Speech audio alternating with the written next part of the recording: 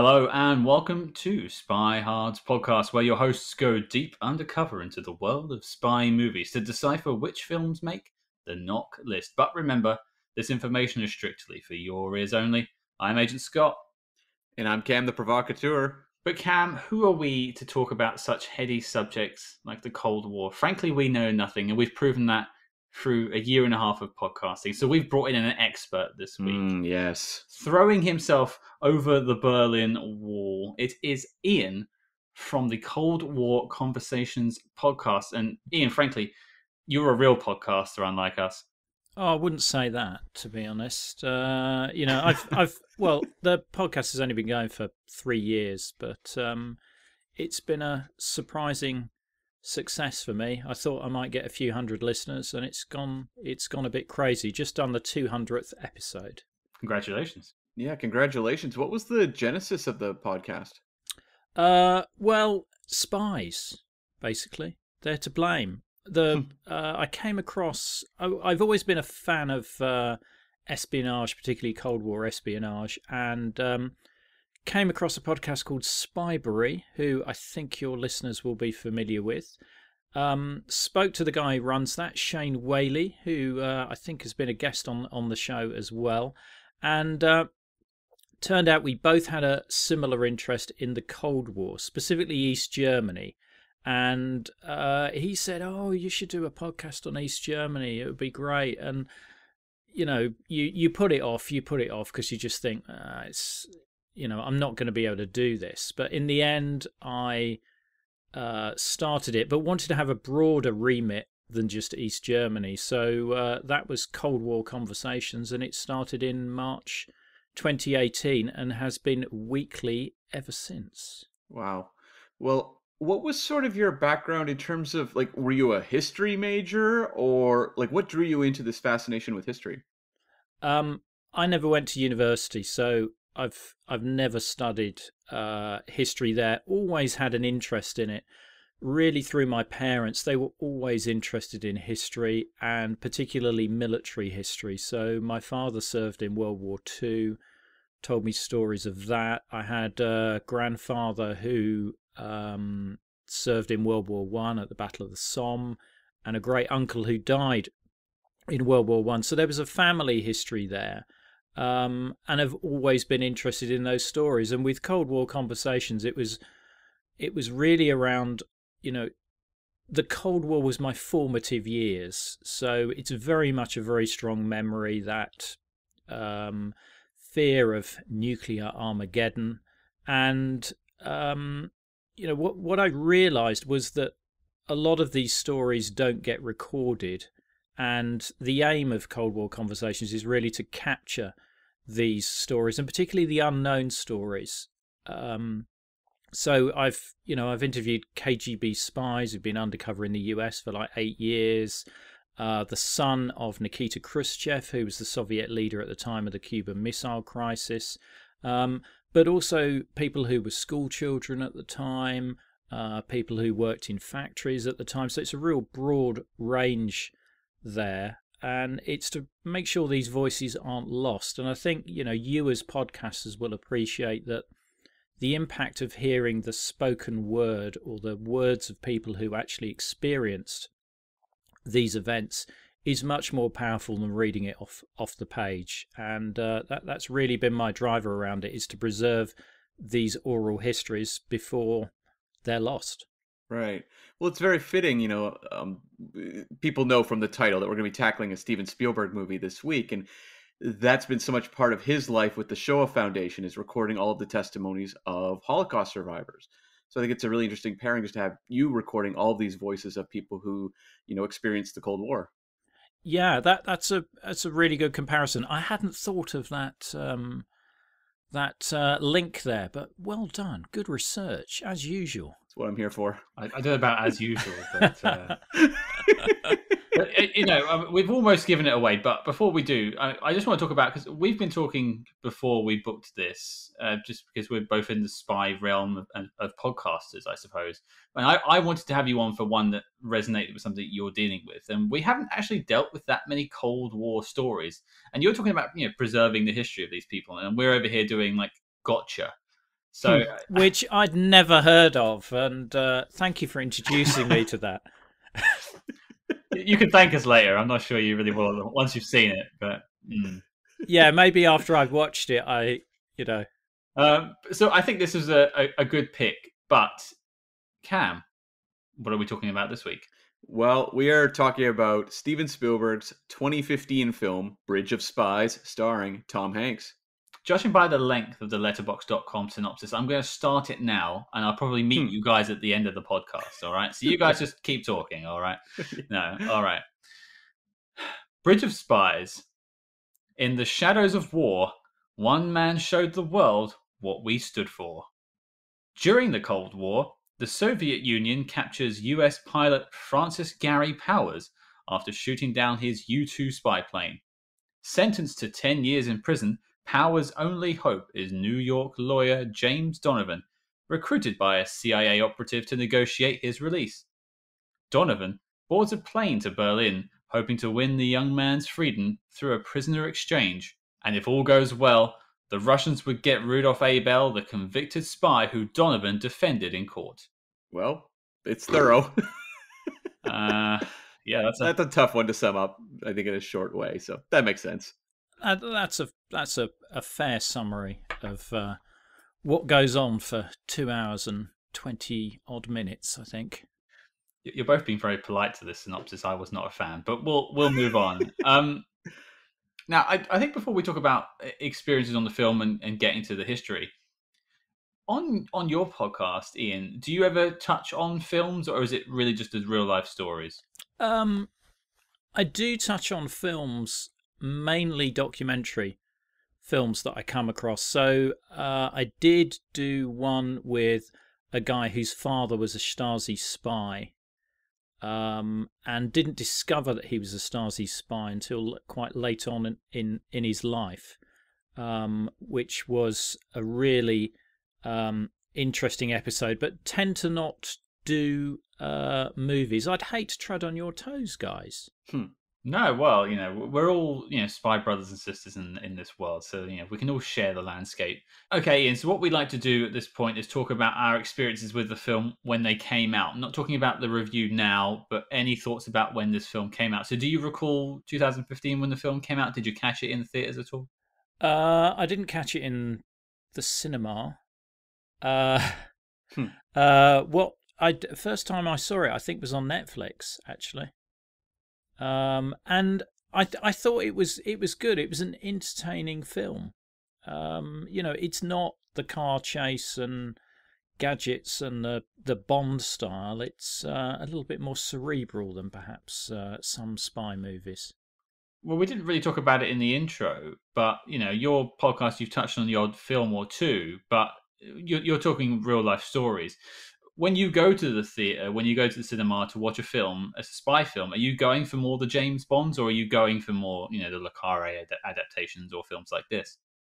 I enjoy the Bonds, and in fact, the Bonds is me and my wife's regular cinema treat is to go and see the latest Bond. We don't go to the cinema that often, but we do quite religiously go and see the latest Bond.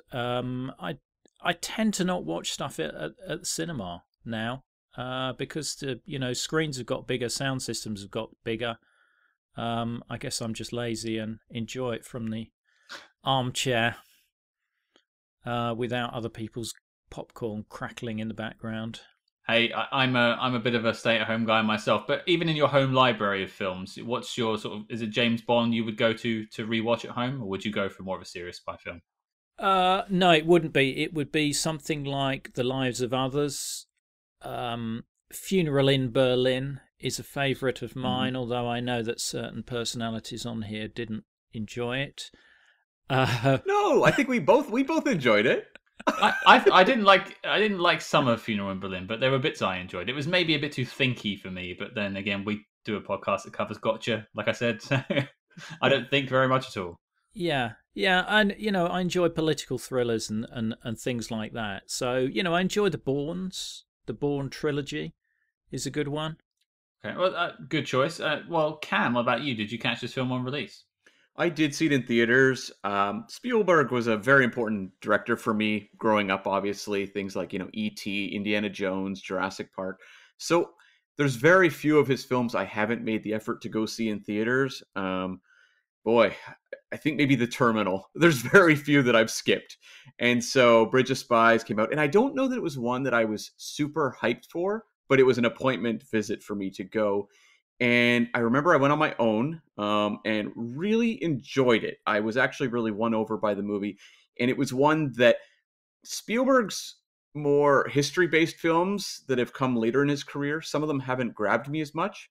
I remember feeling a little cold on Lincoln, and this one was, followed shortly after. And so I was kind of expecting something along the same lines, and I was much more engrossed by this one and walked out quite pleased and wasn't surprised when it received a lot of Academy Award nominations later on in the year. Yeah, I could see why you probably enjoyed it on your first visit. But I think before we get to our thoughts now, Cam, would it help if you gave us the backstory of this film? Well, we'll find out. So, the project started with a writer named Matt Charman, who'd worked mostly in TV. He'd done a couple of miniseries called Our Zoo and Black Work. And he read a book by Robert Dallek called An Unfinished Life, which was about the JFK era. And he became really interested in this character named James Donovan and his efforts in Cuba during that era, during the Bay of Pigs invasion. And that led him down a rabbit hole as to who exactly James Donovan was. And it led to, obviously, the story that would become Bridge of Spies. And so he put together a treatment and went around Hollywood pitching it everywhere. And the studios really responded. There was a bidding war for this project. DreamWorks won, and Steven Spielberg was immediately on board. And that doesn't happen for a lot of writers. Your first major film going around town that suddenly Steven Spielberg's like, yep, I'm doing it. Let's do it. So pretty good story there. It's a great story. And to be fair, we're actually speaking to the man himself, Matt Charman, a little later this week. Exactly, yeah. So we'll get the full story on that. But before you move on, Cam, Ian, I did have a quick question. Were you familiar with that book or James Donovan at all? Is that something you've come across in your research? I read Donovan's book a while back, and I was familiar with the with the story. But did you find in your research that apparently Gregory Peck tried to make the movie in the 1960s? Oh, no, I didn't stumble across that. That's really interesting. And he would have made a lot of sense in that role. Yeah, he was going to be Donovan, and he'd lined up Alec Guinness to play Abel. That makes sense. But apparently MGM declined it because Cold War tensions were high at the time. This was 1965, and MGM were reluctant to get deep into the politics of the story. Well, that's really interesting because Steven Spielberg has a great love for the spy genre, and it started, he says, from reading Spy versus Spy comics in Mad Magazine, but more notably watching the 1965 film The Spy Who Came in from the Cold. So I would have thought there would have actually been maybe an appetite for a film like that, obviously paired with that John le Carré classic. Yeah. I mean, I'm thinking back to Spy That Came in from the Cold. I mean, it was not very political, whereas this was, quite. And also, Spy Who Came in from the Cold was fictional, whereas this is based on a true story, and not very long after that true story happened as well. That's an excellent point. So, Spielberg was looking to follow up Lincoln and seized on this project, and he said a big part of his connection to this material was a story from his own life. His father, in 1960, had visited Moscow as part of a delegation of electrical engineers, and he waited in line for 2 hours to see the broken U-2 plane and the pilot's flight suit that we see in the incident in this movie, the real-life event. And the Russian military had put it on display, and his dad was waiting and had some sort of, kind of tense encounter with a military guy who was checking passports. And this story had kind of continued on in Spielberg's mind. And so when he came across this material, it was just like, check the box. I want to make this movie. This is a passion project for me. Having that that caliber of talent on board from day one with Spielberg, you're in for a treat. And I mean, this sounds like a really good situation for the writer, Matt Sharman, because he said, he wrote a draft, got some notes from Spielberg, wrote a second draft. Tom Hanks jumped on board to do it, and Tom Hanks had a relationship with Spielberg going back quite a ways, obviously through, Saving Private Ryan and The Terminal, but also the two of them had produced Band of Brothers and The Pacific for HBO. So two of the big heavyweights of Hollywood here are on board with this script. And the Coen brothers, the established and very famous directorial and writing team who've done, The Big Lebowski and Fargo and No Country for Old Men, they had come across the screenplay and loved it and said, hey, we'd love to polish this. And so they did their, overhaul on the script and then handed it actually back to Matt Sharman to then make his own changes. So it wasn't like so many writer situations we hear where maybe a new writer comes up with the concept, and then the established pro comes in, takes it over, and that's that. It feels like it was much more of a hand back and forth situation and much more respectful. Sounds very polite, and I'm looking forward to digging into that deeper with Matt later this week. Mm-hmm. And I think at the time, the casting of Mark Rylance was something that a lot of film fans were a little confused by because he was not really a known name. But he, in his actual, acting life, was a very, very established and well-regarded theater talent who'd won 3 Tonys, 2 Olivier Awards. He was the first artistic director of Shakespeare's Globe in London from 1995 to 2005, and just had always chosen to work in theater, had done very few films other than, a couple notables. But the one that really stands out was from 2008, The Other Boleyn Girl, which was a movie starring Scarlett Johansson and Natalie Portman. I did see it. It was pretty good. Not bad, but not someone who'd really made an impact in terms of the film world. So this is really his coming out party, and he would pair again with Spielberg going forward on like multiple films, including, the BFG, Ready Player One. So pretty exciting launch of an actor onto the big screen here in a big bad way. And not to foreshadow my thoughts, but yeah, he did a good job. In my view, he steals the show. I mean, he's brilliant in it, I think. Yeah, you can see why Spielberg, after, putting this guy in Bridge of Spies, is like, I've got to keep writing more material for this man. I need to have this guy in as many movies as possible. So, and obviously Christopher Nolan picked up on that later as well and cast him in Dunkirk. Yeah, although there is some controversy over his choice of a Scottish accent for Abel. I'm not even going to start on accents. I'm not the guy. Scott, you have to step in on the Scottish accent critique. Yeah, it's not particularly Scottish. I'm not really sure where his accent is from in this film. Well, the interesting thing is Abel was brought up in Newcastle upon Tyne. Okay. So he would have had, in speaking English, he would have had a Geordie accent. Right. Yeah, okay. So I can hear that accent in my ear, and that is not what he does in this film. No. I'm actually glad he didn't do that accent, though, because that can be quite comical at times. If the listeners could see me, they would see a blank stare on my face. Same as usual. I am not the accent guy. Yeah, same as usual. Yeah. You would have needed subtitles, I think, if he'd done Geordie. Yeah, absolutely. Oh, okay. Okay. Well, so maybe it was an artistic choice then, just to be friendly to the North American audience. Yeah, I mean, that makes sense. The amount of times I've seen people that have done interviews that are from up north here in the UK that get subtitled in America is quite astounding, actually. So, yeah, I suppose that does make sense. Mm-hmm. So, for a Spielberg movie, this was actually fairly low budget. It cost $40 million. And did quite well. Domestically, it did 72.3, international 93.2, for a worldwide total of $165.5 million. When you measure it against other Spielberg movies, maybe that isn't a blockbuster in comparison to a Jurassic Park or a lot of his other work. But when you consider this is a fairly labyrinthine film, fairly complex, that's a pretty good gross and a good return on investment. When I think of Spielberg, and maybe I'll get to this in a minute when we talk about the film, I just think big budget. So when I see that we're covering this film and I saw Spielberg was involved, I went into it thinking it was going to be this, with explosions and all kinds of nonsense. And what I get is a completely different film. So, but I'm still glad it made a good return. Mm-hmm. And it was number 45 for the year between the Fantastic Four reboot, which was horrendous. Oh, no. And From Vegas to Macau 2, which you may not be familiar with. It was a Hong Kong action comedy starring Chow Yun-fat that was, at the time, really, I guess, well marketed for its 3D. So I haven't seen this film, but it did produce a third entry, so it's a fairly successful franchise, it would seem. I've seen all of them. They're brilliant. Wow. Oh, Okay. wow. Okay, can you talk about them a bit? I'm joking. Oh, he got us. He got us. Sorry. Sorry. I was so excited there for a moment.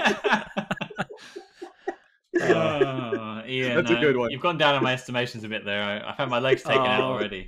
Yeah. Well, thanks for joining us, Ian. We'll see you later. Yeah, Bye. that was it. The top 3 for this year. Number 1 was The Force Awakens. Number 2 was Jurassic World, which was produced by Spielberg. So this guy did pretty well this year. Mm-hmm. And number 3 was Furious 7. Notably, you have 2 7th entries on the top 3 there. So I don't know how often that really happens. Probably more and more as we go forward with the franchise world. Some other notables from this year. Number 6 was Spectre. Number 8 was Mission Impossible Rogue Nation. Number 18, Kingsman. Number 33, Spy with Melissa McCarthy. Number 66, The Man from U.N.C.L.E. And number 85, Hitman, Agent 47. As I said, this movie received a lot of Oscar nominations. It was nominated for Best Picture, Original Screenplay, Original Score for Thomas Newman, Sound Mixing, and Production Design. It didn't win any of those, but it did win Best Supporting Actor for Mark Rylance. So that was its main victory for the Oscar season. But that pretty much wraps up my behind the scenes on Bridge of Spies. So, Scott, back to you. Well, well-deserved win there for Rylance, I should say. But yeah, let's get down to it. Bridge of Spies. Ian, you're our guest. You go first. You've revisited it for the podcast. What do you think of Bridge of Spies? I think it's a really good film. As with any Hollywood film, they take a lot of liberties with some of the scenes, but it does stick pretty close to the story, but there is added drama put in there to obviously entertain the audience. And I from my point of view, any film that covers the Cold War helps to increase an appetite for an audience who want to learn more about it. So providing a movie is not completely awful, then I think it's good, and particularly revisiting some of these historical stories that perhaps people don't know about, particularly the shooting down of Gary Powers in the U-2 plane, which we'll come on to later. But I think it's a particularly interesting story, and the relationship between Donovan and Abel, I think, is brilliantly done, and I think that again is Rylance being particularly good. But then obviously Tom Hanks, you can't fault him either. No, I don't think so at all. I think you're right. And one thing I noted down in my notes about this film is it got Hollywood. The story I read about compared to what we saw on the screen, it is a little bit different. Like you said, Ian, I want to sort of maybe hear the exact story a little bit, maybe a comparison between the two later on. But I made a note saying this film got Argoed because the Argo story was sort of inflated for the big screen, and it worked, and I think that made the knock list in the end, and I think this one works too. What do you think of the film, Cam? I really enjoyed revisiting this movie. I hadn't seen it since theaters, and it's one that just sucks you in. It has this vibe that really works. I think it's a for Spielberg, it could be considered a little small scale, just $40 million movie. You're not working with the blockbuster kind of filmmaking style that he's so well known for, but it is so masterfully made just at a filmmaking level. There's so many interesting transitions and uses of sound and visuals in this movie that just really, I think, help draw you into a movie that could be very aloof and maybe a little cold for viewers who aren't necessarily looking to dive into a very complex Cold War film. I think it's very inviting and works as a narrative to draw them in. But, the performances of Tom Hanks and Mark Rylance are so crucial to driving this movie, because I think it's a very complex film in a lot of ways, but because you have these very two strong performers that are instantly really likable to the audience. We like these people. We want to see what's going to happen to them, and we get very engrossed in their stories. It just is a perfect guide through this movie. And I mean, Tom Hanks, I mean, he's, America's everyman in film, right? He represents the best of America in so many movies. And this is a movie about an America that's at war with itself in so many ways because of the paranoia of the Cold War. And to have him sort of setting this example of how you can find humanity in very, difficult circumstances works really well for this movie. It doesn't feel preachy or overly schmaltzy, which Spielberg has been accused of in the past. It just really works for me as a story, a historical story brought to life. I think for me, looking at it in sort of in broad strokes, I obviously hadn't seen it before doing this review. For me, this film is in two halves. You have this procedural, this legal procedural at the start, and I really love those sorts of stories. And seeing, Tom Hanks as James Donovan defending, Mark Rylance as Rudolph Abel in court, giving him due process and trying to defend his rights. And, he's being the everyman, that sort of noble good deed. He's doing what he should as a citizen, and I really like that side of the film. And then it turns into this thriller as the Berlin Wall is being constructed. And maybe that's not my favorite part of the film. I probably prefer the legal side of it at the start. I found the Cold War side of it, in air quotes, the stuff in Berlin, to be maybe a little bit saccharine. Okay.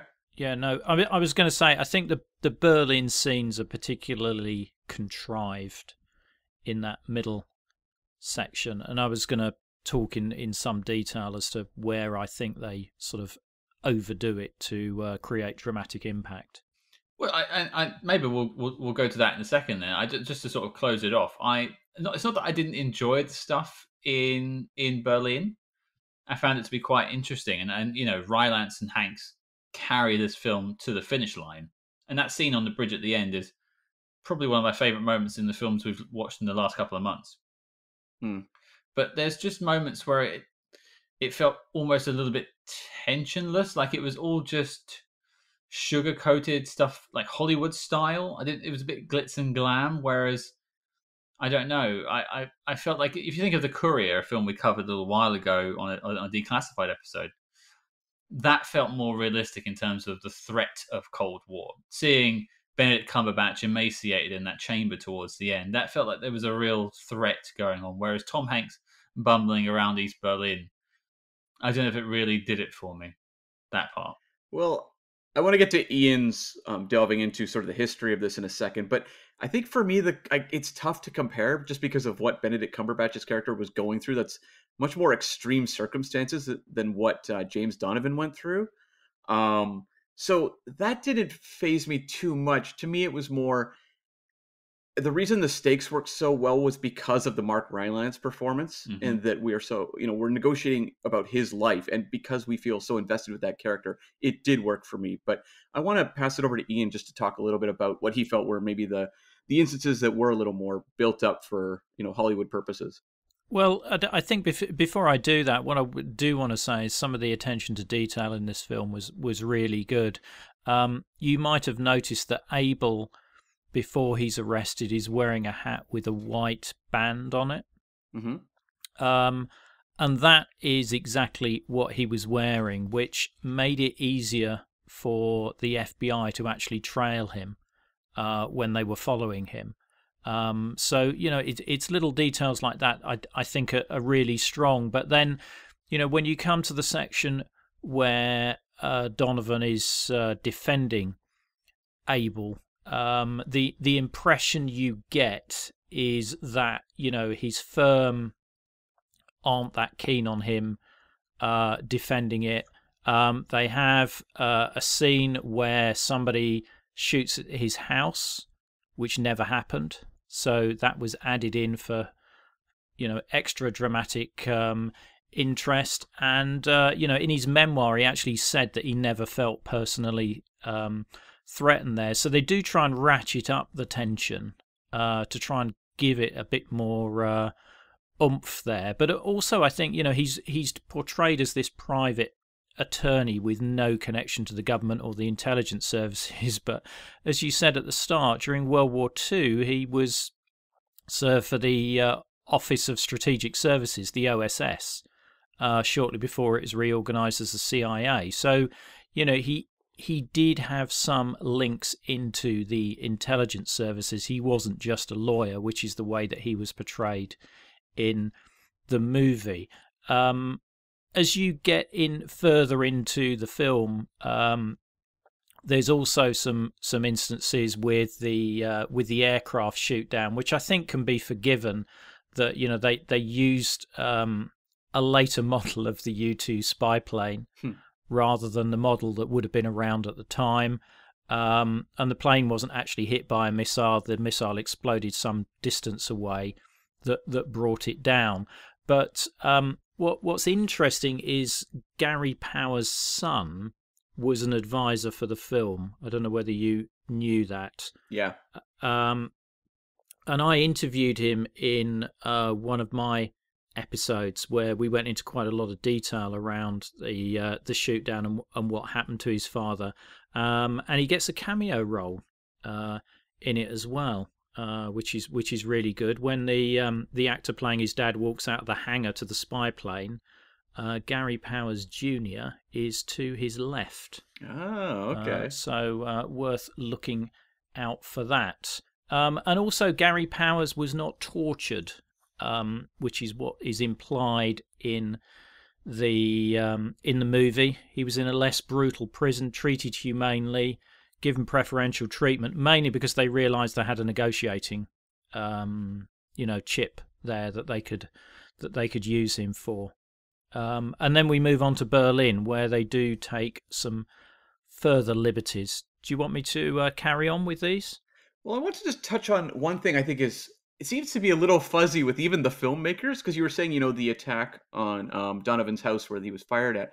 Spielberg actually had an interview quote with that I stumbled across where he said, in reality, it was only one bullet, but he built it up to 6 to make it more dramatic.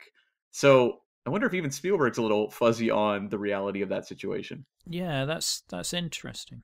I think I know where that quote comes from. I listened to a podcast earlier today where he's being interviewed, Spielberg, I should say, pronouns. Spielberg is being interviewed by Martin Scorsese about this film. Oh, okay. And that's where he mentions the one bullet.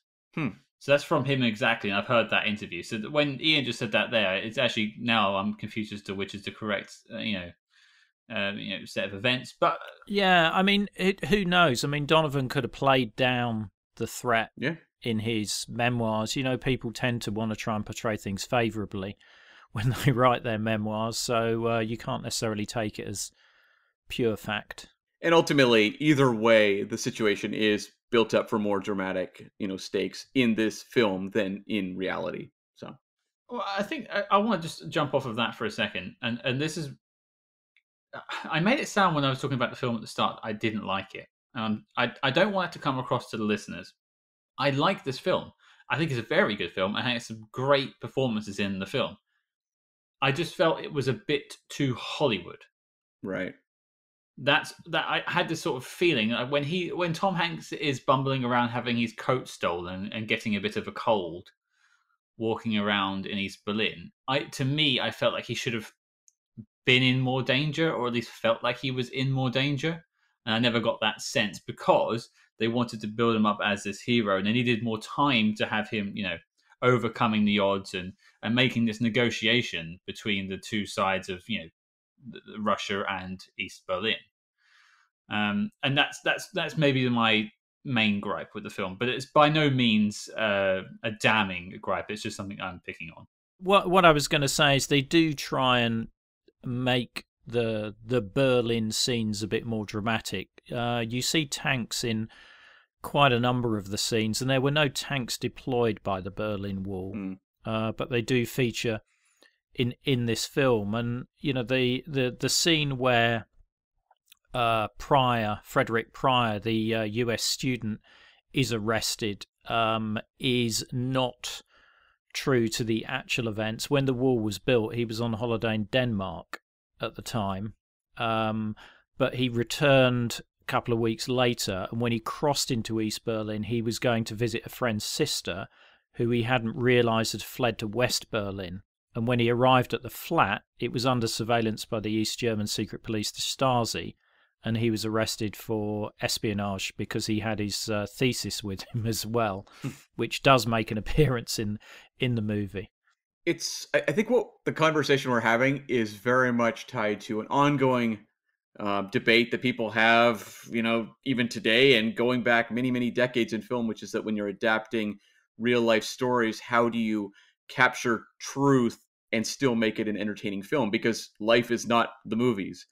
And Spielberg's fallen on both sides of the critical divide. He's made movies that were these historical accounts where people did call him to task for his portrayals and kind of built up Hollywoodization of the events. This one, to me, I think, and it's maybe another conversation topic we could have, is the Cold War has always felt like a very complicated topic for me in film, especially like something of a mainstream film for audiences. I think you can make a very engrossing, dense Cold War film that spy fans will really be into and historians would be really into. But when you're making a film this is a prestige film. This is an Academy Award type film. I think it's very difficult to make it as historically accurate and as maybe as reserved as the actual events were, and still deliver something that's going to entertain people and bring them to the theater. It's sort of a commerce versus truth situation. It is, and they're clear at the start, as every movie is that's allegedly based on fact, is they do say inspired by true events or something similar. So they've always got that get out. I just think that some of the scenes, the true story is just as dramatic. But I guess they wanted to make the most of the Berlin Wall situation and utilize that very much as a piece of scenery that does communicate effectively to an audience the fact the city is divided. Mm-hmm. Well, Spielberg also has to create this film, like Cam was alluding to, for the average moviegoer, not just the spy fans, the historians. And I think that's our two categories there between our two podcasts, is spy movie fans and historians. And so he's walking the fine line there. And of course, we're going to sit here and go, the Berlin Wall was 1 inch too short. And that's fair enough to point out. But ultimately, he's trying to make a film that people can go to the cinema and see and enjoy without knowing much about the Cold War. And I think I take that. I will keep that in mind when I get to maybe the knock list at the end. But I think I want to pivot us over to just talking about some of the things we liked about the film. And we've alluded to it already, but Mark Rylance, he is only in the first 40 minutes of the film and then maybe the last 10, but leaves the biggest impact on the entire film. Yeah, I remember, when he won the supporting actor Oscar, it was a little bit of a surprise because a lot of prognosticators had Stallone winning that one for Creed. And there was a fair number of people who were like, who? Like, how did this guy win? And then you watch the film and you're like, oh, it's pretty clear how this man won. He's absolutely phenomenal. And there's so much character built here in a guy who doesn't really say much.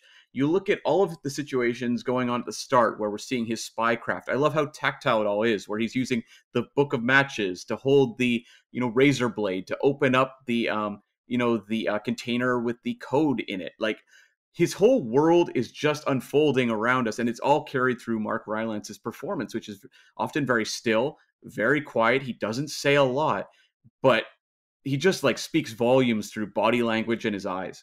Yeah, and I found a great quote from an FBI agent who interrogated Abel for 6 weeks, and he described him as a gentleman. He was polite. He was a nice guy. And that's exactly how Rylance portrays him. I mean, you're rooting for a Soviet spy. I think that's one of the things the film does well, is makes what could be, again, the antagonist sort of a protagonist. You are rooting for Abel, even though he is a Russian spy, and he clearly is a Russian spy. The film tells you at the beginning that he is a spy. It's not like it's a did he, don't he kind of situation. It's not a panto. It's a situation of trying to prove his trying to make sure he has due process, and then going through this whole trade off at the end, and getting him on side at the beginning and getting the audience on side with this character is a masterstroke. I'm assuming of Matt Charman. And I mean, they established this guy is trading defense and atomic secrets. Like, he is an enemy, but I think the thing to really consider too is that Steven Spielberg is a humanist filmmaker. He cares very much about the human beings at the centers of his stories. And that's something that a lot of other directors who made blockbusters did not do as well. And that's something he focuses on. So I think when he approaches this material, he doesn't look at this character and be like, okay, I've got to make him an adversary, or I've got to make him cryptic. He wants to understand who he is as a human being. And as Ian says, if Abel was considered like a fairly nice guy, a gentleman, Spielberg is going to capture that and try to convey that to an audience where we're going to be won over by him as well. And I really enjoy that this character feels like he could be a spy. No one would look twice at this guy in the street, and that's something that, I mean, Scott, a lot of the spy movies we cover, the spies are very sexy people. Anthony Edwards, and. But Abel is a guy who could disappear in a crowd. You have that whole sequence, and we should mention as well, Spielberg is a master of the sequence. You have the bit where Abel's being trailed by the CIA, and the way he disappears into crowds. It's because he's so nondescript. You're talking about people that no one would notice. That's why we have a spy movie podcast, because me and you walking down the street, no one pays us any attention. Even when we're wearing our sandwich boards saying Spy Hard's host. Buy our shirt. Yeah, exactly. The other thing interesting about the Rylance character of Abel was at the beginning when I was watching him, he does that little his daily routine. He picks up the coin. He goes back to his room, and then the FBI rush the building, or the CIA. I'm sorry, whichever one it is. And then he starts wandering around like he's sort of unsure of what's going on. He's walking around in his underwear. I thought, is he like a deluded person? I don't know what's really going on here, because he seemed to really have a handle on what he was doing when he was evading them earlier on in the film, and now he just seems confused. But then it turns out that's all a ploy for him to destroy some evidence, and it's just genius stuff, and it's subtle. It's without him speaking. It's just subtle moves that he's doing. It shows that he's a master of his craft. Well, and I love all the scenes as well where you have the back and forth between him and Tom Hanks, and they're going into a very serious court case that could lead to him being executed, and he's just like the most mellow dude. Like, he's just so calm. And there's the the line he repeats like 3 times through the movie. Tom Hanks says, like, "Shouldn't you be concerned?" He goes, "Would it help?" And it's so true to that character. That's why he's such a perfect spy. He's unflappable. He can carry himself through any of these situations. He can have, and I think you're right, Scott. It was the FBI that tagged him at the start of the movie. It's the CIA that show up later. But you have the FBI bursting into his place, and he's just like, "Hey, can I get my teeth? Can I clean my palate?" And then we see him disposing of codes through the palate cleaning, and it's just played so just matter of fact and almost like bland. Yeah. Well, he does that great trick with his cigarette, doesn't he? Where there's an FBI agent watching him very closely, and he hands him his cigarette and says, "Oh, can you get rid of that?" And when his back is turned, is when he destroys the evidence. Mm-hmm. It's all great choreography. It's great stuff. And the only other thing that jumped out to me is that scene where he's in the holding room with Tom Hanks's character, and he tells a story about the man who stands up. Yeah. And he's just he's just giving a speech at this point, a story from his childhood about a man who he was told to watch, and he seemed completely unremarkable. And then eventually he saw the man get beat up and keep getting back up again and back up again after he keeps getting knocked down. And he compares that guy to Tom Hanks's character, and it's like a 2-3 minute just diatribe of just words. He's just talking and telling the story, and it's moving. And I think the score is in play by this point, and it's just a great scene. The other thing that it underlines is the completely different experience of World War II for the Soviet people versus the American people, and as to why they're perhaps more hardened than the US, and also something about their belief system and the way that they trust their government to some degree as well. Right. Yeah, that's an excellent point actually, because the America we get in this film, we see it's so much compromised by this paranoia of the Cold War, and that it's trying to embrace these quote unquote American values. But then we have characters like, the judge, who's not particularly patient about this entire case and just wants to, send off this spy, possibly for an execution even. And it's really kind of stripping the humanity out of, a country that I think wanted to be about humanity. It shows how these situations made it at war with itself. And you have scenes where, Tom Hanks is being very humanitarian in, his attempts to help Abel in court. And you have like the cop scene where the cop is infuriated with Tom Hanks for doing this. I like that it shows a country that has great values it strives for, but can be compromised by, tensions. I mean, there's a scene when Rylance's character is sentenced, and he's given a 30-year term in prison instead of being killed or executed, I should say. And there's a guy in the back of the courtroom who just screams out, why are we not hanging this expletive word, and in God's name, why are we not just killing this spy?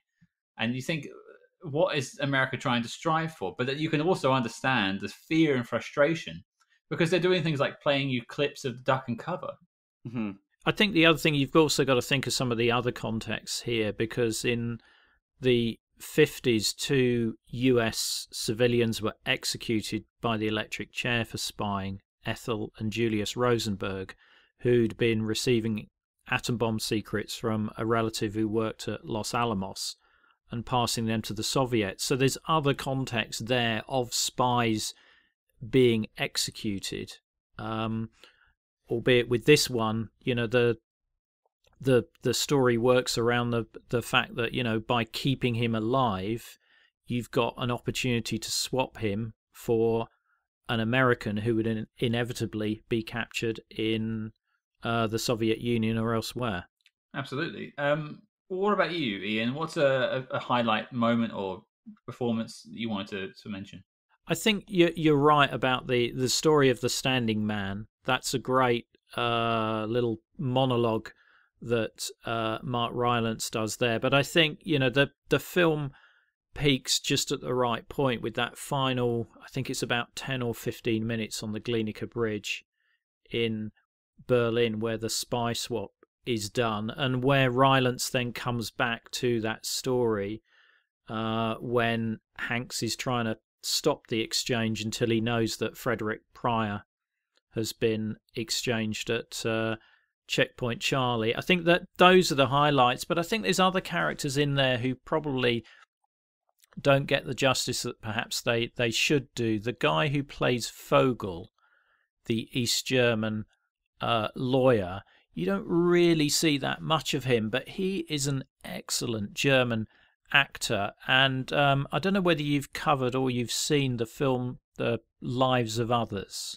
We haven't yet. It's on the list. And yeah, the actor you're talking about is Sebastian Koch, who is really good in this movie. Yeah.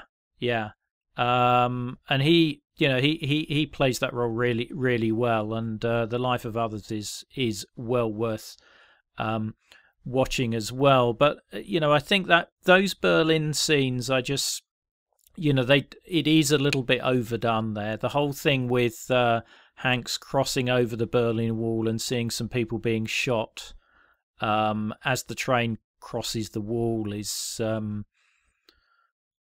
unlikely in terms of where the train crossed the wall. There wasn't a street like you see in the film. But then again, he's again adding that extra drama and underlining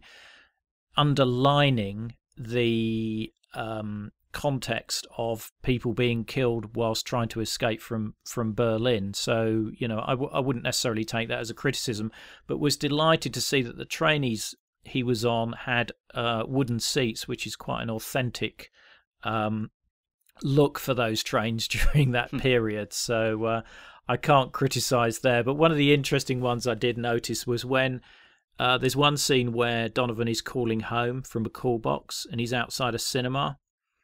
And where they filmed that scene is the Cinema Kino International, which was actually in East Berlin.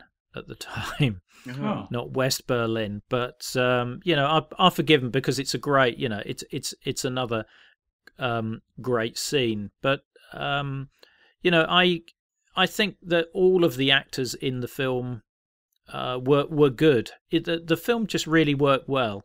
I can easily pull it apart for historical inaccuracies, but I think it overall tells the story well, has sufficient drama and interest in it to keep the a general audience entertained. Because as you say, I am I struggle to describe my obsession with the Cold War. I'd say Cold War aficionado, and this does communicate the story and get other people interested in the Cold War, which is all good as far as I'm concerned. You'd say aficionado. We would say you're a Cold War hard. Yeah. You might not say that, to be fair. Well, I get called various things. Cold War obsessive. That's probably better than being called hard. But I just want to maybe get Cam's thoughts on something he liked as well. Yeah, well, I just want to sort of touch on the bridge sequence at the end. I remember in theaters that moment where Abel says, "If they embrace me, I'll be okay. If they just show me the back seat of the car, it's not going to be good." And that moment where they just put him into the back of the car, I remember my heart just sunk in the theater. I was like, "Oh my God!" I mean, obviously, Mark Rylance would go on to win the Oscar, but I remember in that moment being like, "That is the moment. Like, this guy's going to get an Oscar for this because he's so heartbreaking in that moment." And I was cheered up by the tag at the end to find out he was actually okay. But what a moment! For me, one of the really just incredible things about this movie is just the filmmaking. And you touched on Ian, that sequence where they're showing the kids the video of the duck and cover. And I remember my mom mentioning watching those types of videos and having those sorts of teachers telling them those things in classes. And it's, I think, just a masterstroke of Spielberg's filmmaking is how he does some of his transitions and his technical craftsmanship for sucking you into this world. They're the types of things you don't really notice. But it's something like, they walk into the courtroom and the judge says, "All rise." And it cuts to those kids standing up in the classroom, pledging allegiance to the flag. There's the moments where we're watching them early on where it's Mark Rylance's character has gotten off the train and he's walking through the station, and you're hearing snippets of the dialogue of all the people in the station as he passes by them. And it sort of leads into this whole surveillance state, the sense of we're listening in on a lot of people because it's in, a country right now that's in sort of the waning days of the McCarthy era, but like the Red Scare was very much a thing. It's like people were listening. Scott, you and I tackled the house on 92nd Street, and it's that sort of vibe is still alive. I didn't think that film would come up. Sorry. It will always come up. It's going to be the movie I touch on the most. And, we've got some McCarthy era paranoid films coming up that they're going to be kind of crazy to revisit because you're going to watch them and be like, really? Was this the messages that were being sent out? But it's like, yeah, there was a lot of fear in this era. And I think just through Spielberg's filmmaking in ways that aren't necessarily like ultra flashy, he's really pulling you into that decade. Like just the sense of place that he creates throughout this entire movie, I found incredibly effective. There's a moment that impressed me, and I wrote a note about it, and then it actually turned up in the interview with him and Martin Scorsese, him being Steven Spielberg. And that is when they're at the courthouse after the decision, and you see the photographers are all taking their photos, the paparazzi perhaps, and then there's a shot of the flashbulbs on the floor and them walking through them. Now, that scene was only conceived on set. Spielberg saw the bulbs on the floor and thought, "Oh, that's interesting," and then made the shot happen of him just shooting the low-angle shot of them walking through the light bulbs, and made a choice to have Tom Hanks's character sort of step around them, and then have like Amy Ryan and Alan Alda stepping on the bulbs. Interesting. Just to sort of say that they're on different paths right now and they're doing different things because them two want him to stop chasing this case, whereas Tom Hanks is a man on a mission trying to do the right thing. he's not crushing things as he walks through. I just wonder how many people pick up on that level of nuance. I mean, I distinctly remember that scene and thinking, God, that's a really good shot. But I hadn't noticed the different paths. Yeah, I can't say I did either, but I often wonder how much these things just work on a subconscious level. Like sometimes when you're working with a master filmmaker, you wonder, like, why am I so sucked into this movie? Like, what is it about it? And sometimes it's these little details that you couldn't even necessarily cite. Just the other night I went and saw Paul Schrader's The Card Counter, which is a fantastic new movie with Oscar Isaac, and I was watching it.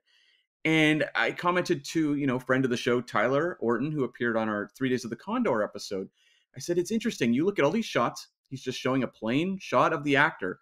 And yet there is such a strong tone and atmosphere going on. Like there's magic going on kind of behind the frames here that I can't even explain. And that's something Spielberg so often does. And he's a very visual filmmaker, one of the best. And just little moments, as the one you cited, Scott, they're there. And they're there for you to dig into if you look for them. But if not, they just kind of make the whole movie pop in a way you can't quite put your finger on. Yeah, I mean, that All Rise scene, I hadn't noticed that transition. Mm-hmm. And that's probably great that I'd not noticed that because it was so seamless and so effective. Yeah. The other one that jumps out to me in terms of tip of the hat to Spielberg for filmmaking was we were talking about the hop over the Berlin Wall earlier, where the I think the couple tries to escape or trying to get a girl out and they get shot. And they're trying to go over the wall. And then at the very end of the film, Tom Hanks finds himself back on a train and then he sees some kids playing in the yard, hopping over a fence. And it's kind of shot in the same way from the same angle. And it's meant to evoke that scene earlier on. And you can see the panic on Hanks's face as he sort of recalls seeing that person, those people killed in cold blood. And that's just a great bit of filmmaking. And it's all visual, right? Like he doesn't have a character sitting next to him. He goes, that reminds me of when I was in, Berlin, and there was this wall, and let me tell you that story. Yeah, and like then a quick flashback to that moment. It's all just there, and anyone can pick up on it. It's the type of very, very brilliant visual storytelling that, boy, he makes it look easy, but it's very difficult. It's subtle but obvious. And that's a really clever trick to pull off. Mm-hmm. And I mean, there's also the visual motif of people always on the, the train with the newspapers. And that's how we get a lot of the information through the movie is what's going on the newspapers. And it's, on one hand, it's a very notable Hollywood conceit to have a sequence like that. But at the same time, it's conveying information in a way and establishing what's going on in the world right now in a way that doesn't just have a character standing there telling us these details. There's not many scenes in this film that got a physical, emotional reaction from me. Mm-hmm. But that last scene on the train where the lady is reading the newspaper, and to preface this, earlier in the film, the same lady on the same train sees the report of Tom Hanks's James Donovan fighting the case for Rudolph Abel, and all the train starts to look at him in this judgy way. He's unpatriotic. Maybe he's a spy too. There's this paranoia on the train. There's this hatred in the train. And then at the end, the lady is in the same seat. She's wearing the same coat. She reads the newspaper now saying how James Donovan helped save both the pilot and the student. And she gets up and she just smiles a little bit. She doesn't say anything. It's not outrageous or over the top. She just a little bit of a smile. And you feel that comfort. And it actually got quite an emotional response out of me. Yeah, it's a really strong sequence. I mean, throughout this movie, it's maybe a low-key work within the canon of Spielberg, but there's so many sequences that I could completely see myself revisiting. Also just that whole establishment of the Berlin Wall where they're putting it together and people are, in a panic going from one side to the other. It's, as Ian said, there's elements of it that are maybe a little more built up than they actually were. But in terms of establishing just like kind of the horror and the fear of that situation, it really sticks with you, that sequence. And there's definitely a change in vibe from, and I said this in my sort of initial thoughts in the two parts of the film, because when you're in America, everything's colorful, quite lush, mm-hmm.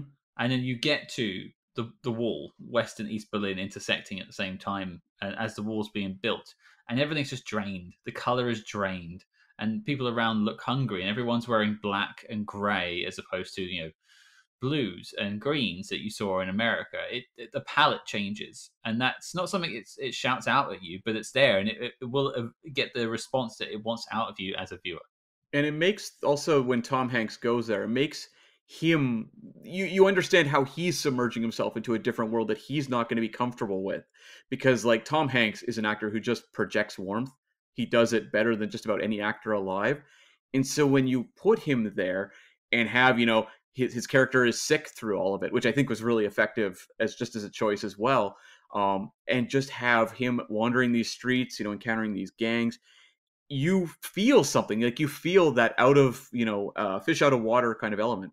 Yeah, I think there's a couple of other scenes in there which I really enjoyed, which was the one where Abel's so-called relatives meet Donovan, and then the KGB guy comes in and they basically turn off their act, pretending to be his relatives, and just march out the room. I thought that was a great scene, and the guy who played the KGB guy was really good as well. That whole negotiation piece was really believable. To be fair, my family do the same thing when I turn up at the house. So,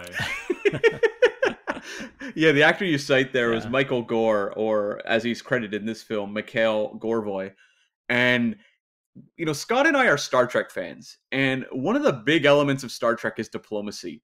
And I think it's something that's often hard to communicate in a way that really grabs viewers. But I thought this movie did a fantastic job of it through these negotiations with Tom Hanks and Michael Gore's characters, in that I was genuinely like sitting on the edge of my seat as two guys in a room, a wood-paneled room, discuss the fate of, Abel and these other prisoners. Like I thought, and, Powers and the student, I thought those sequences were really strong, and I mean, just brilliant dialogue writing to make this negotiation really, really pop. Yeah, and I mean, it's a tough film to sell to a general audience because there's no love interest, there's no car chases, there's no real shooting or sort of, well, apart from the plane going down, there's not really any big showpiece scenes aside from the exchange on the Bridge of Spies. Yeah, that and the U2 crash. Like those are the two flashy sequences in the movie. That night, I would say also the establishment of the wall, but the two big Spielbergian ones of the bridge and the plane crash. And it's sort of like you go to Spielberg movies with that expectation of these big memorable sequences, but even the ones within this movie feel a little more subdued than some of the other Spielberg sequences in bigger movies. Yeah. The scene on the bridge, I read somewhere that they it's the real Glinica Bridge, so it's the real Bridge of Spies they filmed on it. I think it's the only location that was the actual real location. But I'm sure I read somewhere that they had to close off the area for something like 4 or 5 days to complete the filming. And it cost them, I'm sure I read something like $11 million, which just seems bonkers as a number. I can't remember where I read it now, so it's probably completely wrong. Yeah, when I see a $40 million budget on this movie, my guess is that Tom Hanks and Steven Spielberg forgoed their upfront fees and probably took back-end deals on this one, which would probably explain why they're able to shoot on so many locations, was they probably used the majority of the budget for that. Right, okay, because all the Berlin scenes were filmed in Poland, in Wrocław. Mm-hmm. I wanted to spin off something you said a little while ago, Ian, about love interests, and maybe get into another gripe I have with the film. And this is another bit that I would say is quote unquote Argoed, because this happens to the love interest in Argo to the family of Ben Affleck's character. Also happens to Tom Hanks's family in this film, where you've got Amy Ryan. She's an award-winning actor, and she's kind of just on mum duty. Yeah. In this film, and I from the interview again that I heard with Spielberg, he said there was many more scenes shot with the family, but they were just all cut. Now, I get that. It's a 2.5-hour film at the point of release, so I understand probably they were dead weight. but it just felt a little bit of shame of having all this stuff set up with like the gung ho child who I believe is now in Stranger Things, played by Noah Schnapp. He's doing all this Cold War duck and cover stuff. He's well into that, and you've got the two daughters there, and Amy Ryan's mum character, and they're just sort of they're secondary characters. They don't mean anything to the film, but I just felt it was a bit of a shame. Also, the the sort of setup of Tom Hanks's daughter in the movie, dating his articling student or something. Yeah, blink and you'd miss that. Yeah. Like that was odd because she was stood up, right? And the I don't know what he would be if he's a student or if he's a paralegal or whatever. But he is in Tom Hanks's office, in James Donovan's office, and says he has a dinner date. And Tom Hanks, puts the pressure on him to skip it. And he goes, okay. And the character's played by Billy Magnussen as Doug Forrester. And then we cut to Tom Hanks's house and the daughter saying she was stood up. And that goes nowhere. And I have no idea if those two people were married in real life later on. I have no idea. It just felt like a odd detail to never touch on ever again. I guess it gives the family kind of some life in that they are more memorable than if they'd been played really just, matter of fact. These characters are just generic family. But yeah, it's the sort of thing you kind of expect to be paid off a little later. Possibly another made-up story. Hang on. I am renowned for being an idiot. Around the world, people know me as an idiot. Are you telling me that, literally, we heard around the world, people know me as an idiot. Are you telling me that the daughter was, I know she was stood up, that's why she came to dinner and they had meatloaf, but then the paralegal who turns up with the books, was that the guy she was supposed to be on a date with? I believe so, yeah. What? There's a few glances there that I think sort of illustrate it. I thought it was just because he's hot. And he is, but like... Hey, Billy Magnussen, give me a call. I mean, geez, look at that guy. But yeah, I just thought it was that. I didn't think it was anything else. No, I missed that. Maybe we're overinterpreting that scene now. I don't know, but I did get that same impression though that he was the date that had stood her up. Yeah. Okay. Okay. Keeping my title as idiot here, guys. It's interesting that in a movie about spycraft, that was the most subtle part.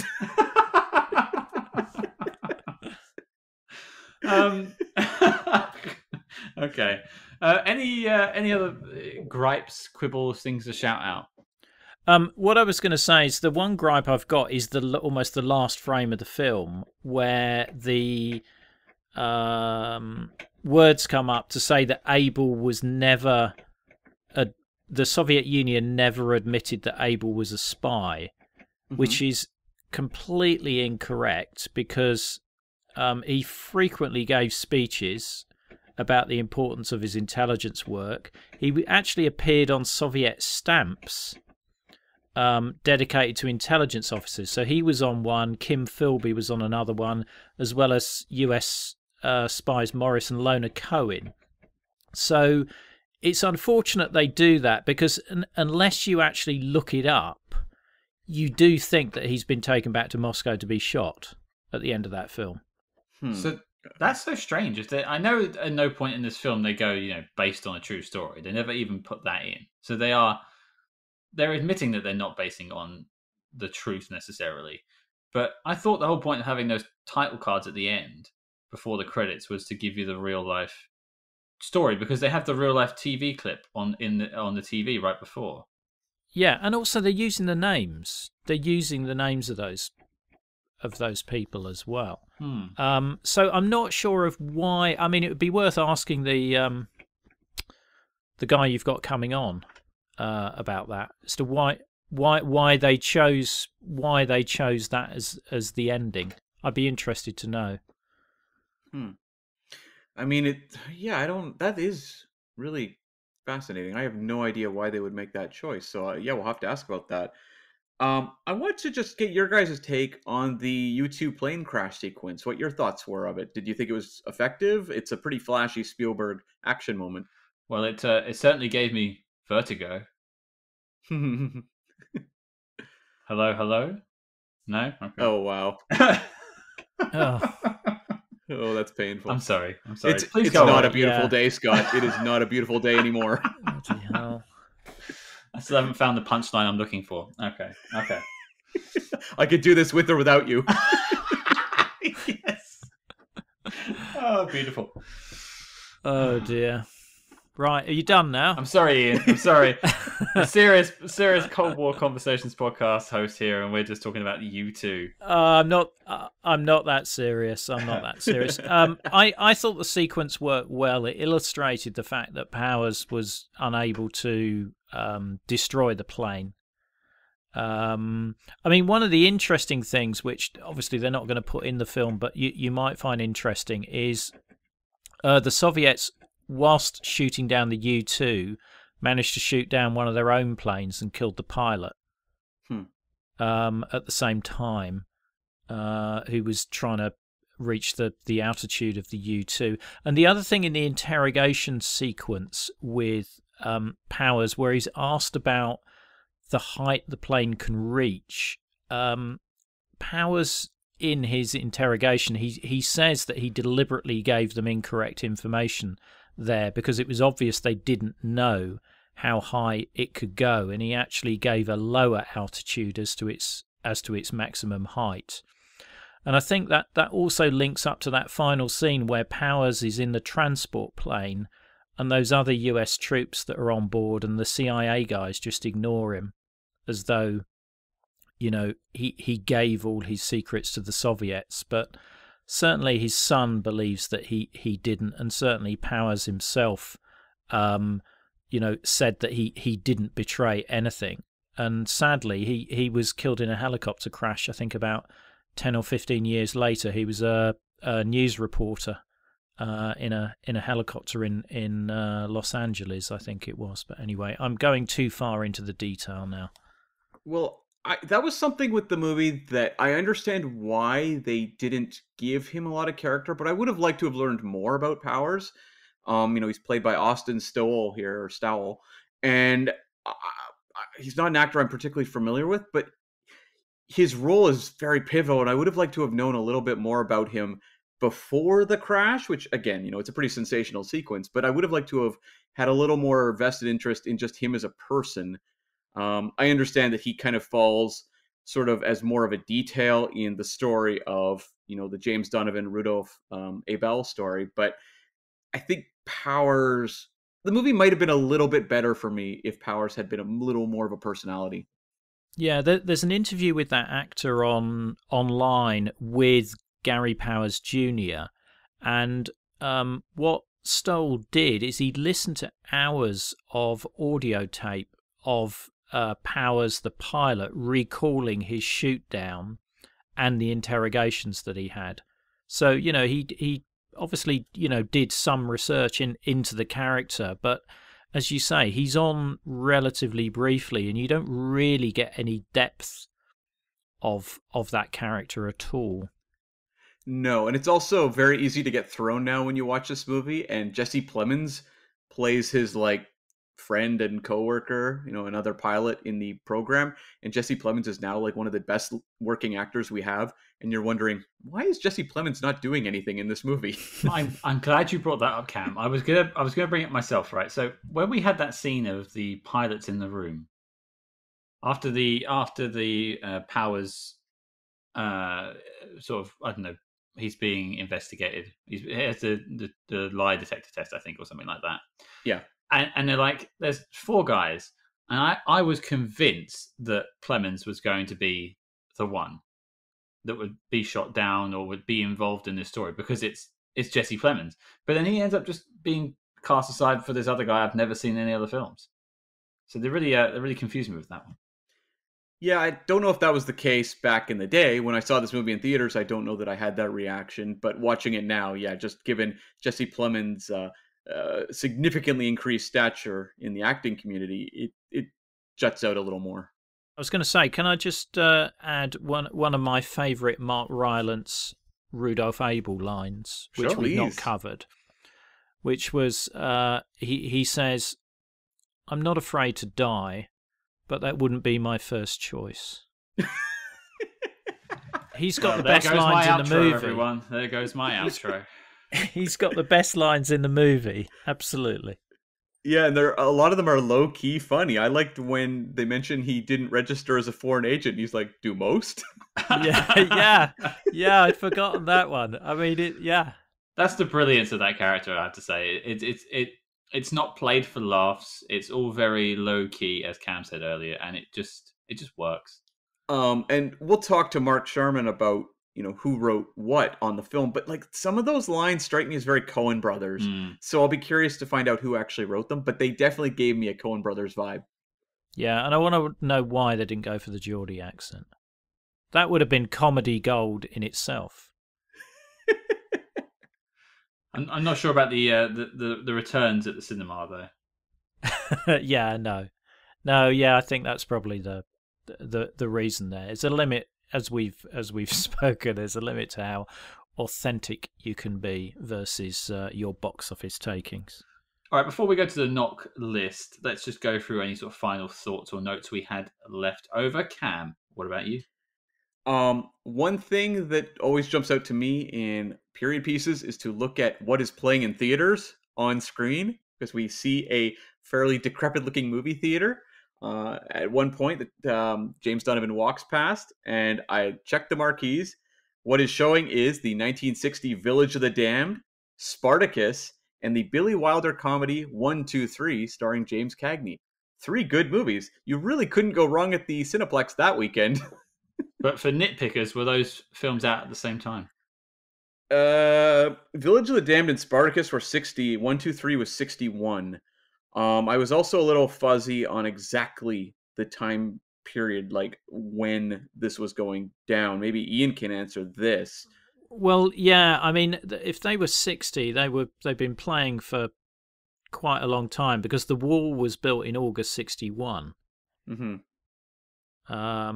So, this is, and I think, if you read some of the articles about, accuracy and stuff like that, they play a bit fast and loose with time frames. They compress time frames, but again, you need to do that in order to, tell the story effectively and to keep the tension there as well. It's also impossible to know in terms of release schedules in those days, where movies would often open like long after because it was platform releases, right? It wasn't everything opened at the same time. So it's entirely plausible these 3 movies could have been playing side by side. Also, films got re-releases too. Mm-hmm. And they're released at different dates in different countries. Yeah, exactly. Is that what you mean by platform release? Sorry, I'm not up with the jargon. If we were talking dead drops and stuff like that, I'd be fine. What's a dead drop? No, I'm kidding. But this movie, jargon, I'm not up with. Well, I mean, did you have any notes for us, Ian? Not really. I think, as I've said right along, despite the historical inaccuracies, which will bug some people, didn't really bug me. I mean, it's a really entertaining film, and Rylance and Hanks just really carry it off with a really believable relationship between client and lawyer. And I'd absolutely recommend it to to other people to watch. I think it's a really good Cold War movie. I think I had 2 notes left over. The first actually jumps off of what you just said there, Ian, about the relationship between the two. And I know this is a 2015 film, so we've come a long way at this point, but it's always nice to see 2 men in a film just being nice and helping each other out without there being a woman or another partner involved. Like, they're just trying to be good people to each other. You see it in a lot of films now. Someone's inspiration is to get a girl or to impress a person. I shouldn't even say girl. And so it was just nice to see a strong friendship grow between 2 men in the film. Yeah, like it's mutual respect, and it's conveyed in a way that the audience, I think, walks out happy. Like, it's a movie that it has a lot of tension to it. There's dark elements to it, but I think the audience walks out generally feeling good just about the relationship between these 2 guys. I mean, I would have thrown Cam in the back seat of the car if I was Russia. So, yeah. You wouldn't have agreed to defend me in the first place. No, that's true. That's true. I'd be the guy at the back of the courtroom, I think, actually. That's harsh. That's really harsh. The other note I had was about the score, actually, because this is one of the first times, I think, for a long time, that Spielberg isn't backed up by John Williams. Williams was busy at this point in time doing The Force Awakens, so that was why he didn't. He was ill. Oh, was he ill? He was ill. Oh, okay. Yeah, some might call it sacrilege that Spielberg without Williams. We've used sacrilege in this podcast already, so maybe that's the word of the day. But yeah, Williams was undergoing some medical treatment at the time when they were scoring the film, so he couldn't do it. But Spielberg quickly went to Thomas Newman afterwards, and we've spoken about Newman's scores before. I believe he scored I think he scored The Man with One Red Shoe and Jumpin' Jack Flash. So there's a Tom Hanks connection right there. Yeah. I'm not as big on the score in this one, and I didn't remember it wasn't a John Williams score, and there was points of it where it was like kind of this tinkling piano score, and I was like, this doesn't feel like what I would normally get from John Williams. And then I saw the credit, and it's like, and then it all flashed back to remembering kind of that this was a news story at the time that Williams wouldn't be doing a Spielberg movie. I think I'm just coming around. I'm not a big Thomas Newman guy either. Like, I'm not a big fan of his Bond scores. So maybe it's just he didn't really work for me here. I can't say that I even noticed the score, which might be a good thing. That I was only hearing it subconsciously, but it's not the sort of score that I'd remember or have remembered. And I only finished watching the film this afternoon, so they have an interesting choice with the score of this film in the sense that they don't actually play any music until the 40-minute mark when the house is shot at. Oh, okay. Yeah. Okay. And that's when his character gets kind of according to Spielberg, a fire lit underneath him because of that attack. And that you start to get more of an orchestral piece in the background. And Newman has given a couple of interviews about scoring this film, and as Cam said, it was quite highly publicized that Williams wouldn't be doing it. I don't really have a problem with the score. I actually agree with Ian. It doesn't really jump out to me, which I don't necessarily think that means it's a bad score. I don't think score should overtake a film or a TV show, but I couldn't hum you a tune. Unlike The Man with One Red Shoe, which actually had a really good score. Yeah, it was fun. Yeah. Well, I believe that plays us beautifully into the knock list. But Cam, as we have a guest, can you just describe and explain what the knock list is? Yes, the knock list is the need to see official classics of the Spy Hard's canon. It's the tortured acronym that we stuck with since day one and will to the very end. And we are looking to compile the ultimate list of great spy films and movies that essentially you could hand that list to people interested in the spy genre. They'd watch the list and they'd be happy with, pretty much all the movies. So we like to reward movies that are just genuinely entertaining, but also ones that I think have a lot of historical importance and are kind of must-sees. So that sort of sums up the list. Yeah, so Ian, you'll get a vote on this as you're a guest. So you're up first. Do you think Bridge of Spies should be making the knock list? Yes, I do. Okay. Any reason in particular as to why? Because I think it's a good. Not good is an understatement. I think it's an excellent film that does portray a historical story in an entertaining and gripping way, and from my point of view would make people perhaps wanting to understand more about the Cold War and the situations that occurred during the Cold War. Would you recommend this film to your listeners? Yes, I would. But I think, some of my listeners would, be picking apart the historical inaccuracies as well. But, I think it works in terms of describing the circumstances at the time, albeit with some historical liberties. What about you, Cam? It's a yes for me as well. I think Spielberg does a fantastic job with with this film in particular for bringing history to life in a way that, Ian touched on it. It's the type of movie that it's just a pure entertainment. It's incredibly well acted, incredibly well crafted.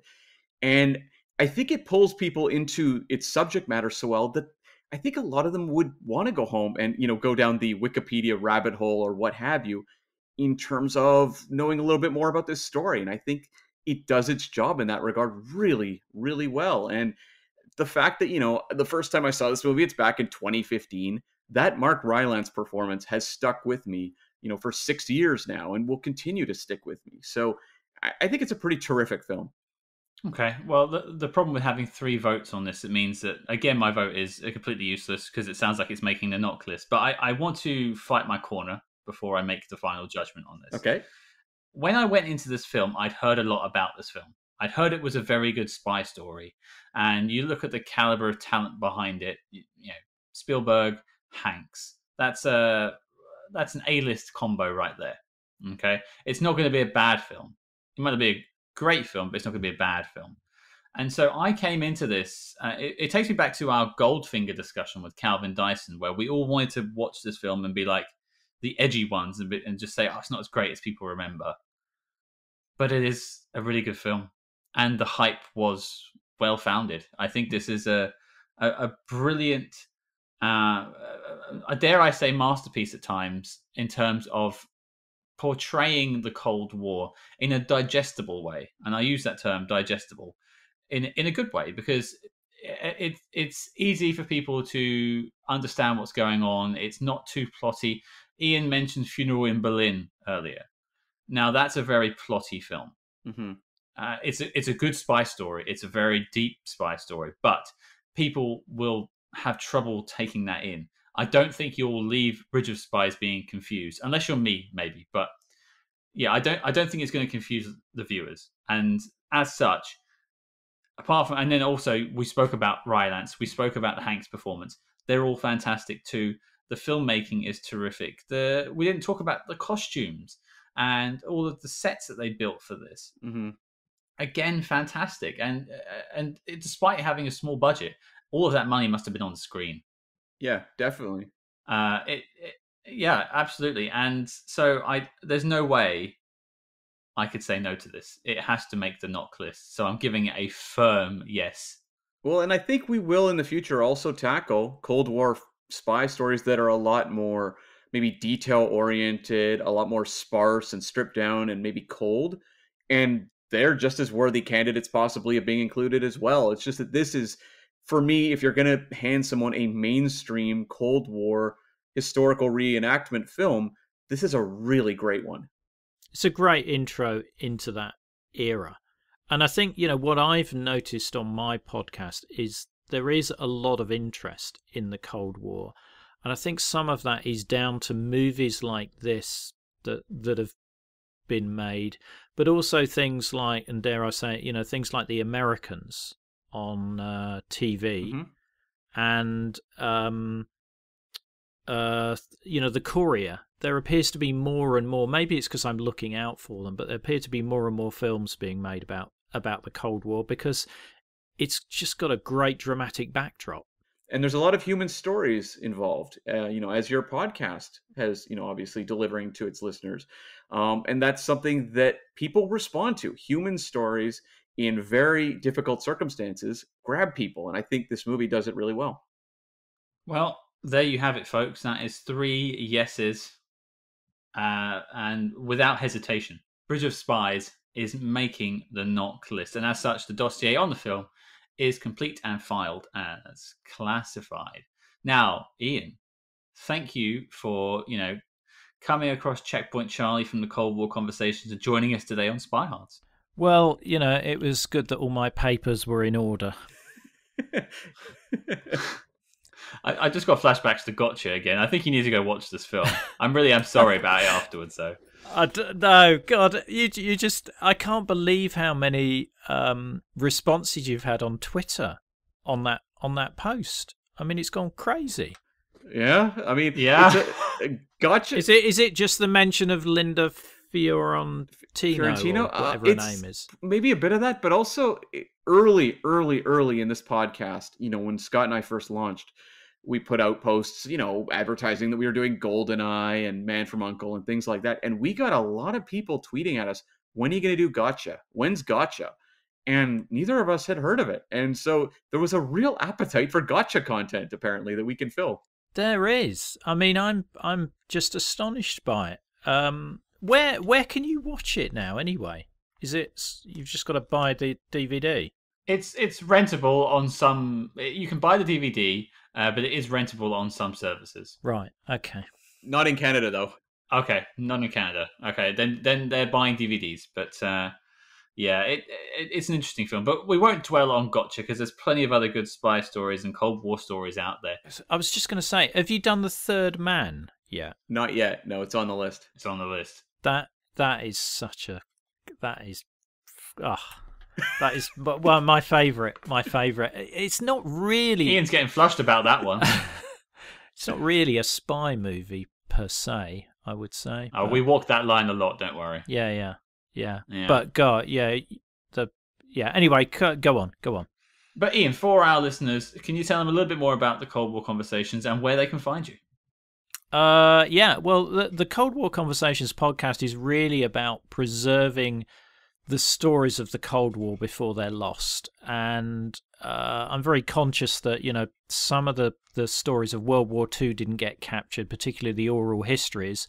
And so Cold War Conversations is hearing these stories told by the people that experienced them. And it ranges across a number of spies, KGB, Stasi, a whole range of those, but also the civilian experience as well. So, for example, one of my favourite episodes is a really moving one with an interview with somebody who, she was 12 years old, came home from school in Romania to find the Romanian secret police pulling her house apart.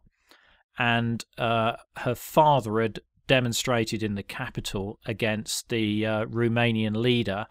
And she tells about the intense surveillance the family was then under for about the next 10 years, with microphones in every room. And I've got a follow-up interview that I'm planning with her where she's had a look at the secret police files, which detail her entire life. And it's so strange for her in terms of reading about conversations she'd completely forgotten about that had been observed by this third party, namely the Romanian secret police. So there's loads of stories like that really haven't been told before. There's some unique accounts in there, and you can find us at coldwarconversations.com. I'm also quite prolific on Twitter.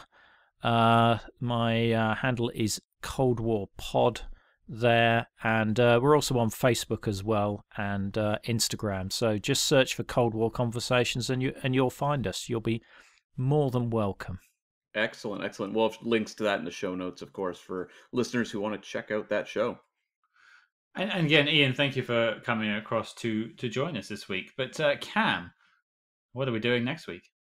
Well, Ian's tackling the stories that matter, and next week, Scott, we're tackling 2001's Spy Kids, directed by Robert Rodriguez. People have asked us to tackle this franchise, and we're going to do it, by gum. Let's launch these Spy Kids.